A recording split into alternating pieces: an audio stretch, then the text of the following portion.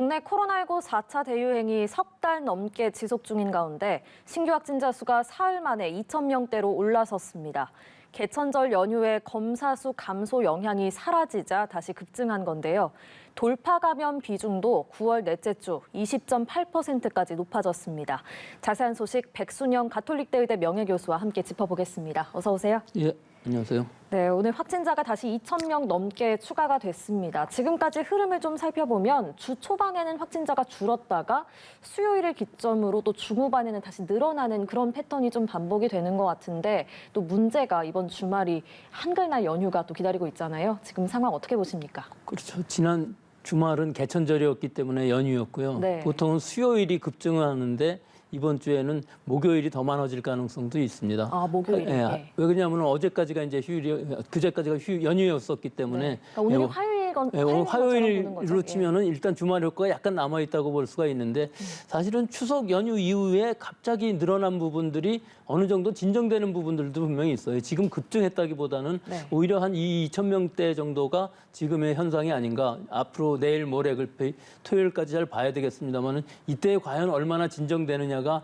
앞으로의 우리 방역에 있어서의 지표가 될 수 있는 상황이 될 수가 있는데요. 네. 좀 한 가지 우려되는 지표가 있는 것이 오늘 8명이 위중증 환자가 늘어났고 12명이 사망을 하셔갖고서 네. 실제로 안정되게 유지는 되고 있습니다만은 예방접종률이 지금 급격히 올라가고 있는데도 불구하고 위중증 환자가 줄어들고는 있지만 많이 줄어들고 있지는 않고 사망률인 경우 8월, 9월 지난 2달간 0.3%를 넘고 있어서 네. 이 부분이 아직 많이 줄고 있지 않다는 것이 좀 걱정이 되어서 실제로 우리가 단계적 일상 회복을 하기 위해서는 이 위중증 사망률이 좀 떨어져 줘야 되는데 예방접종률은 많이 올라가는 반면에 이 환자 수보다도 오히려 위중증 환자 이 사망자의 관리가 아직까지는 좀 문제가 있어 보입니다. 즉 많이 줄어들고 있지는 않아서 이거에 적어도 한 반 정도 0.1%대 0.2% 이하까지 좀 떨어져 줬으면 좋겠는데 아마 예방접종률이 완료율이 80% 넘어가게 되면 분명히 줄어들 것으로는 보입니다만은 아직까지는 좀 안심할 수준은 아니라고 보겠습니다. 네, 그럼 왜 그런 걸까요? 예방접종률이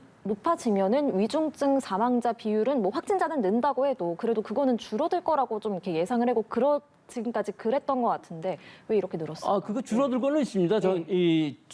지금까지의 누적 사망률을 보면 0.78%로 굉장히 줄었습니다. 즉 2월 26일부터 우리가 예방접종을 시작하면서 거의 뭐 반 이하로 줄어들기는 했는데 네네. 이것보다 좀 더 마지막 줄어드는 것이 상당히 어렵다는 것이죠. 지금 확진자 수가 너무 많이 늘어나게 되면 절대적인 위중증 환자 사망자도 늘어나기 때문에 네. 이 부분이 의료체제 부담이 갈 수밖에 없는 것이거든요. 지금 이 0.3% 정도라는 것이 높은 사망률은 분명히 아닙니다. 해외에 비하면은 뭐 아주 극도로 낮은 거기는 하지만 네. 사실 우리가 좀 더 방역을 잘하고 의료체제가 잘 유지되기 위해서는 이 위중증 환자 수가 좀 더 줄고 사망률도 지금보다 한 반 정도 수준으로 줄어들면 좋겠다는 기대 사항일 수가 있고요. 네. 사실은 80% 정도까지만 접종 완료율이 올라간다면 더 많이 줄어들 수 있을 것으로 보여서 그 정도가 됐을 때 확진자 규모가 확실히 감소된다면 우리는 확실히 방역 통제도 잘 되고 예방접종에 의해서 위드 코로나 단계별로 좀 보수적으로 한다면 일상에 상당히 가까워질 수 있는 상황은 될 수 있을 것으로 봅니다. 네, 알겠습니다. 또 눈에 띄는 게요. 확진자 가운데 외국인이 차지하는 비중입니다. 그동안 15% 내외였는데 9월 마지막 주에는 24.2%를 기록했거든요. 왜 이렇게 늘었을까요? 일반적으로 우리 국민 전체는 예방접종률이 점점 늘어나는 반면에 외국인들의 접종률은 그다지 많이 늘어나지가 않고 있고 특히 우리 통계에 잡히지 않는 불법 체류자들도 상당히 많이 있고 이분들은 거의 적극적으로 예방접종을 하지 않고 있는 상황이죠. 실제 통계를 보면은 31% 정도가 완료했다고 하는데 네. 이것도 뭐 확실한 데이터는 아마 아닐 것으로 보입니다. 전체적인 통계는 다 알 수가 없기 때문에요. 이 문제는 이 대부분의 외국인 노동자들은 집단 생활들을 많이 하고 또 주말이면 같이 모여서 식사를 하고 뭐 여러 가지 시간을 같이 보내기 때문에 이 안에서의 집단 발생이 굉장히 우려가 되고 실제로 많이 일어나고 있는데 비해서 이분들은 사실은 증상이 나타나도 선별검사도 가기가 꺼려집니다. 네. 불법 체류자의 신분 때문에. 네. 그렇기 때문에 그 안에서의 집단 발생이 사실은 우리 지역사회의 N차 감염으로 늘어날 가능성이 굉장히 높기 때문에 어떻게든지 막아야 되는데 지금 방역당국에서 여러 가지 방법을 하고 있죠. 지금 선별진료소를 따로 만들고 거기서 또 접종도 하게 하고 또 찾아가서 접종도 하고 하는데 얀센 백신이 좀 부족하다는 것이 좀 안타깝습니다. 지자체에서 좀 더 많은 분량을 확보를 해서 일단 한 번이라도 접종을 받게 되면 얀센 백신의 경우 접종 완료가 14일이 지나면 접종 완료가 되는 것이기 때문에 가능한 한 많은 사람들을 찾아서 이 신분에 상관없이 일단 뭐 어떤 신분 증명서만 가지고 있다면은 네. 바로 접종할 수 있는 시스템을 만들어야 되는데 아직까지는 좀 지자체에서 적극적으로 다 못하는 것으로 보이지만 이 본인들은 아마 맞고 싶은 사람들도 많이 있을 것으로 보여서 찾아가면서 접종하는 방법 지금 하고는 있습니다만은 조금 더 적극적으로 해서 우리 네. 국민들의 보건을 위해서는 사실은 이 외국인 노동자들의 집단 발생이 어느 정도 감소가 돼야만 되는 상황인 것이 이 싱가포르의 예를 들자면은 내국인들은 굉장히 많이 맞았지만 82% 접종 완료이지만 외국인 노동자들에 의한 유행이 떨어지지 않고 있는 상황이거든요. 우리도 네. 이런 것을 미연에 방지하기 위해서는 적극적인 외국인 노동자들의 얀센 백신 접종이 필요한 시기라고 보겠습니다. 네, 보다 적극적인 대처가 필요하겠다는 말씀 주셨습니다. 또 주목해야 할게요. 백신 접종 후에도 확진되는 돌파 감염입니다. 돌파 감염 건수도 빠르게 증가했는데요. 9월 첫 주에는 8.6%였는데 이게 9월 넷째 주에는 20%를 또 넘었어요. 이게 백신 접종자가 앞서 말씀하신 것처럼 백신 접종자 자체가 많아져서 그런 걸까요? 왜 그런 걸까요, 이건? 돌파 감염이라고 하면은 일단 2번 접종, 얀센 경우 1번 접종 완료한 후에 14일이 지난 다음이 이 돌파 감염이라고 할 수가 있는데 감염 자체는 그다지 무서운 것은 아닙니다. 네. 이 돌파 감염이라는 말 자체가 무서운 것뿐이고요.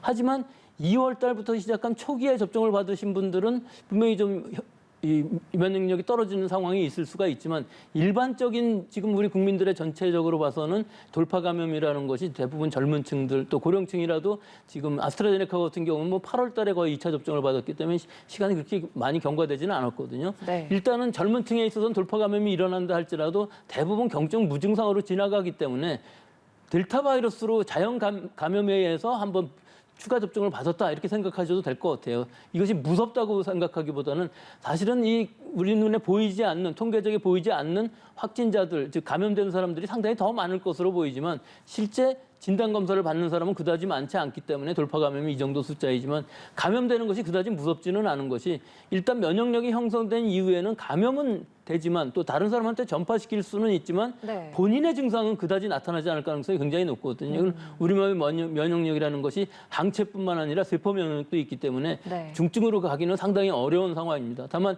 고령자라든지 또는 의료진이라든지 또는 접종한 지가 또 상당히 오래되신 분들은 지금 추가 접종을 하고 있는 상황이기 때문에 그런 추가 접종만 잘 받으신다면은 이 돌파 감염 자체는 뭐 공포스러운 일은 아니라고 봅니다. 네, 또 추가 접종을 받는다면 이 돌파 감염 수치도 좀 낮아질 것 같고 그럴 수 있을까요, 그러면? 예, 그렇죠. 예, 결국은 고위험군이 문제죠. 고령자이거나 기저질환이 있으신 분들 또 면역력이 약하신 분들은 돌파 감염이라는 게 일어났을 때 위험해질 수가 있거든요. 그렇기 네. 때문에 그 면역력을 높이기 위해서는 추가 접종이 꼭 필요한 시기이긴 한데 모든 건강한 면역력을 갖고 있는 일반 시민들이 다 맞는 것은 지금으로서는 거의 의미가 없다고 보이기 때문에 추가 접종 대상이신 분들은 꼭 접종을 받으시기를 권고하겠습니다. 네, 알겠습니다. 또 내일 모레 임신부의 접종 예약도 내일 모레부터 시작이 됩니다. 18일부터 접종을 받게 되는데요. 혹시 이게 아이에게 안 좋은 영향을 미치지 않을까 좀 걱정하는 분들도 많이 계시거든요. 전문가로서 어떤 조언 해주시겠습니까? 네, 그렇습니다. 임신부의 경우에 있어서는 사실은 뭐 아스트라제네카 같은 경우도 복용하기를 굉장히 꺼려하시고 네. 아픈 거 그냥 참으시는데 네. 일단은 발열이 됐을 경우는 드시는 것이 좋을 것으로 보이고요. 태아에게 안 좋은 영향을 주니까. 네, 그렇죠. 열 자체가 부담을 줄 수 있기 때문에 네. 예, 드시는 것이 좋을 것으로 보이는데 사실 이 예방접종 자체가 어떤 조산율이라든지 또는 사산을 한다든지 태아에 심각한 영향을 준다든지 하는 결과는 없습니다. 즉 자연적인 현상과 이 접종을 받았을 때는 비슷한데 접종을 받으시지 않으신 분이 만약에 감염된다면은 사망률도 높아지고 태아에 굉장히 큰 영향을 주고 이 출산 후에 잘못하면 사산하는 경우도 많이 보고가 되고 있기 때문에 네. 실제로 이득이 훨씬 많은 건 사실이죠. 하지만 이게 아무리 권고를 하더라도 사실은 임신분들에 있어서는 그것조차도 꺼려하시는 분들이 많이 있어서 조심스럽죠. 그렇죠. 예. 조심스러워서 마스크 잘 쓰고 주변에 있는 사람들이 모두 다 예방접종을 받는다면 나는 안 맞고 싶다 하는 부분들이 분명히 있어서 미국의 경우도 그렇게 열심히 접종을 권고했는데도 불구하고 한 30% 조금 넘는 정도거든요. 네. 이런 얘기는 결국은 임신부에 있어서 접종은 자율적으로 해야 되는 상황인데 잘 안 맞으실 거는 분명하다 하는 것이죠. 하지만 주변에 있는 분들 또 이 임신 기간 중에는 감염되지 않도록 적극적인 노력을 해야 되고요. 네. 또 접종을 받는다 할지라도 12주 이내에 초기 임신부인 경우에 있어서는 이 산부인과 전문의하고 좀 진단 진료를 받으시고 이 산모와 태아의 상태를 잘 확인하시고 접종받는 것이 좋을 것으로 보이고요. 네. 35세 이상의 임신부의 경우에 있어서도 전문의하고 의논을 한번 해보시면서 접종 시기를 조절하는 것도 좋은 방법이라고 보겠습니다. 네, 알겠습니다. 어쨌든 임신부의 경우에는 백신 접종으로 얻는 득이 실보다는 많다. 이 점은 분명하다. 이런 식으로 말씀을 이해하면 될 것 같고요. 또 정부가요, 12세에서 17세 소아청소년의 접종 예약률을 오늘부터 공개를 하기로 했습니다. 근데 이 공개를 하게 되면 일종의 접종 압박으로 비춰질 수가 있어서 조금 고심을 했던 부분인데 이런 결정이 났거든요. 이거는 어떻게 보십니까? 제 개인적인 생각으로는 이건 뭐 공개하는 것이 옳다고 생각합니다. 공개 안 했을 경우 네. 적거나 많거나 상관없이 가짜 뉴스가 뭐 남발할 것으로 보이거든요. 네. 이게 접종에 대한 압력이라기보다는 오히려 어느 정도 접종을 받고 있는가 좀 더 많아지면 많아질수록 접종 유발 효과도 얻을 수 있을 것으로 보이고요. 사실 이 12세, 17세의 이 접종이라는 것은 이득이 그다지 크다고 볼 수는 없는 상황이지만 우리가 집단 면역을 이루기 위해서 또 대면 수업들을 하기 위해서는 꼭 필요한 부분들이 있고요. 접종 후에 사후 이 부작용 사례만 좀 잘 추적한다면 큰 네. 문제는 없이 잘 지낼 수 있는 상황이기 때문에 네. 접종 받는 것도 좋은 방법이라고는 생각이 되지만 사실은 2회 접종까지 파이자 한 가지 접종이기 때문에 3주간 간격으로 2차 접종까지 받는 것들이 부담스러울 가능성도 없지 않아 있기 때문에 네. 일단 지금 시기에는 1차 접종을 마치고 2차 접종은 좀 기다리면서 혹시 다른 대안이 나올 수도 있는 상황이기 때문에 예를 들어서 뭐 노바백스라든지 승인을 받게 되면은 12, 17세 접종을 받을 수도 있어서 네네. 좀 더 안전성이 있는 백신이 접종 가능할 시기를 기다리는 것도 한 가지 선택지에는 있을 것으로 보입니다만은 2차 접종까지 완료가 되어야만 면역은 완성된다고 볼 수 있습니다. 네, 알겠습니다. 그래서 이 소아청소년 접종 완료자도 뭐 성인들처럼 그런 자가격리가 면제되고 그런 혜택은 동일하게 받는 거죠? 예, 그런 혜택은 동일하게 받는데 사실은 접종을 안 받았다고 해서 백신 패스에서 제외한다든지 아마 이런 것도 없을 것으로 보여서 네. 실제로 접종을 받든 안 받든 접종 받으신 학생들은 그런 혜택을 받을 수는 있을 것으로 봅니다. 네, 알겠습니다. 또 내일부터 해외에서 백신 접종을 받은 사람도 국내에서 백신 접종을 받은 사람과 동일한 혜택을 또 받게 됩니다. 그런데 이 해외에서 접종받은 백신 종류에요. 중국산 백신인 시노백도 포함이 돼 있거든요.